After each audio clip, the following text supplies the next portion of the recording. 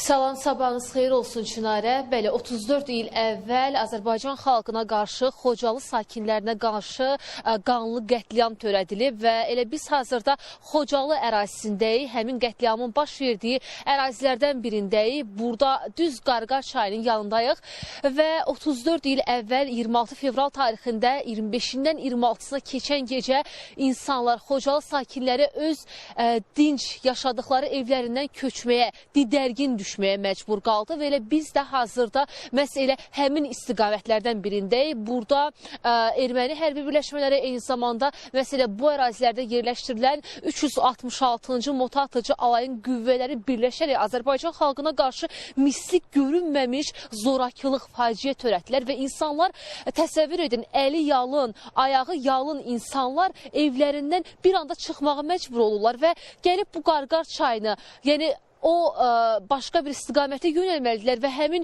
silahlı dəstədən, ölümdən uzaqlaşmaq üçün məhz elə bu Qarqar çayını keçməyə məcbur oldu həmin insanlar.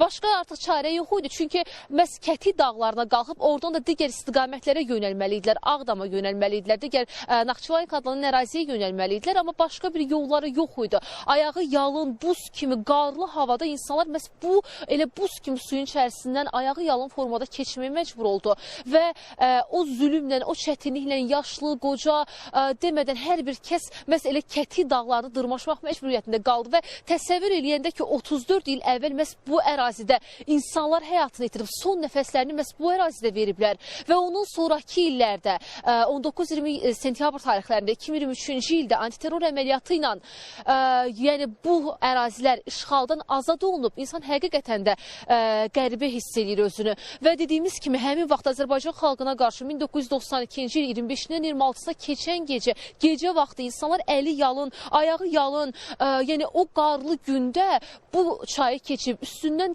yenidən yəni o Kəti dağlarını dırmaşmaq məcburiyyətində qalıb. Çox çətin bir prosesdir həqiqətən də, çünki yaşlı insanlar, qoca insanlar, uşaqlar onu çıxa bilmirdilər və təbii ki, bu ərazilər Çingiz Mustafayevin də bununla bağlı kadrları var. Təbii ki, o uşağı götür, uşaq qalmasın. O səslər insanın qulağından, yaddaşından silinmir.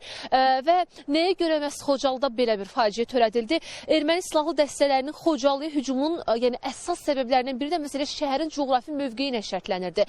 Üzük qaşıq kimi Xocalı həmin vaxt mühasirəyə alınmışdı. Və eyni zamanda yəni, Xocalının yerləşdiyi coğrafi ərazi digər istiqamətlərdən də yan yörəsində yerləşən şəhərlərin, kəndlərin də tutulması ilə artıq Xocalı bir növ mühasirəyə alınmışdı və şəhərə giriş-çıxış da yox idi. Yalnız helikopter vasitəsilə əraziyə giriş var idi. Biz Xocalı sakinləri ilə də həm söhbət olduq. Onlar da bildirdilər ki, həmin vaxt yalnız helikopter vasitəsilə bu əraziyə ancaq yəni yemək, içmək bunlar göndərilə bilirdi və həmin vaxtda təbii ki, çətin idi.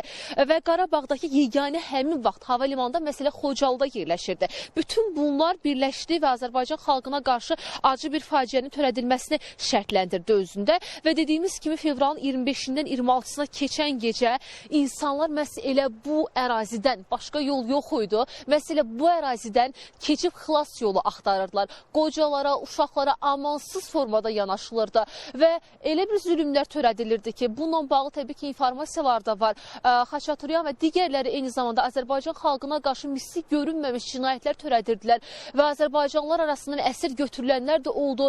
Mislik görünməmiş formada, insanlığa sığmayan formada, humanitar qaydaların, tələblərin, normaların heç birinə uyğun olmayan formada insanlara acı bir şəkildə rəftar olunurdu. Dəriləri soyulurdu, bədən üzvləri kəsilirdi, işgəncələrlə, yəni müxtəlif növ işgəncələrlə həmin şəxslər ölümə məhkum edilirdi. Və təbii ki, onların bəzilərinin, erməni cinayətkarların bununla bağlı açıqlamaları da olubdu və qeyd olunur ki, hətta orada bir açıqlamanı xüsusilə diqqətə çatdırmaq istəyirəm. Orada mismarla bir Azərbaycanlı uşağı divara asdıqlarını bildirmişdilər və həmin uşağın ölümündən belə zövq aldıqlarını çox belə laqeyd formada ifadə edirlər. Təbii ki, ağırdı, yetərincə ağırdı. Həmin vaxt 25-dən 26-sına keçən gecə insanların üzərinə o cür ağır hücumla və elə Xocalı sakinləri ilə də həm söhbət olanda onlar xüsusilə vurğulayırlar ki, elə bir qış indiyə qədər müşahidə edilməyib və həmin vaxt Novruzun ilk çərşənbəsidir. çərşənbəsi idi və Novruzun ilk çərşənbəsini insanlar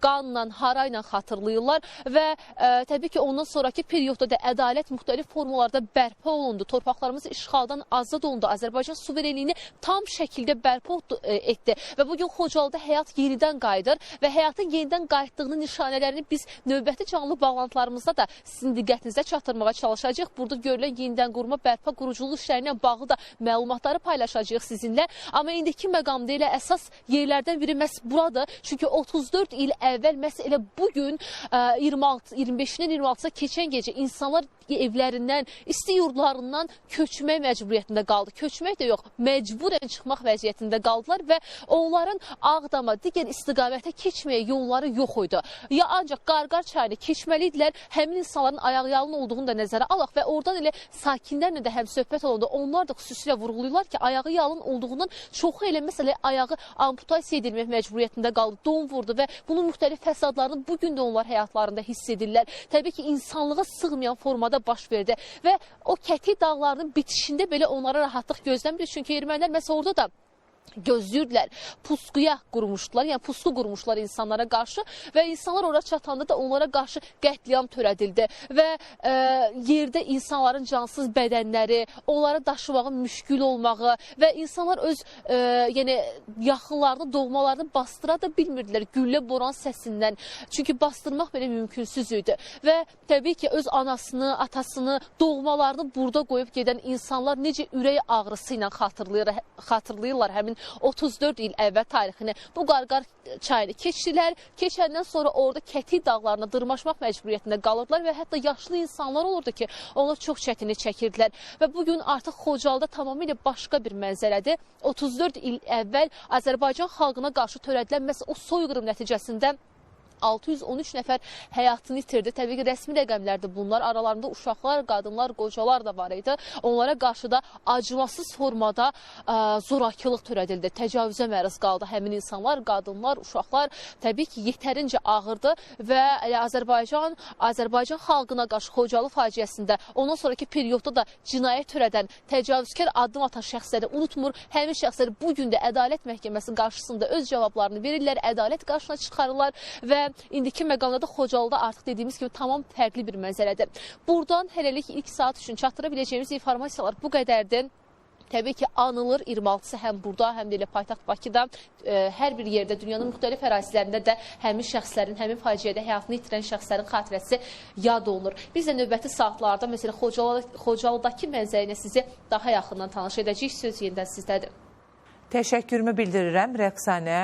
34 il öncə yaşanan o hadisənin detallarını bölüşdün. Elə Xocalıdan artıq Azərbaycan Xocalıya qayıdı. Bu deməkdir ki, artıq orada bərpa quruculuq işləri icra olunacaq, bütünlükdə proses də yekunlaşdırılacaq. Ancaq tarixi unutmamalıyıq. Çünki başımıza gətirilən bu dəhşətli hadisənin detallarını az öncə Rəqsanə də xatırlatdı. Yəni belə bir soyuq qış günündə çayı keçmək və dağlara dırmaşmaq, daha sonra keçilməz yolları keçərək sağ qalmaq böyük bir cəsarət tələb eləyirdi. Xüsusilə də qarşındakı insanların erməni olduğunu nəzərə alsaq, yəni uşaq, qadın, qoca, yaşlı demədən hər bir kəsi hədəf alırdılar.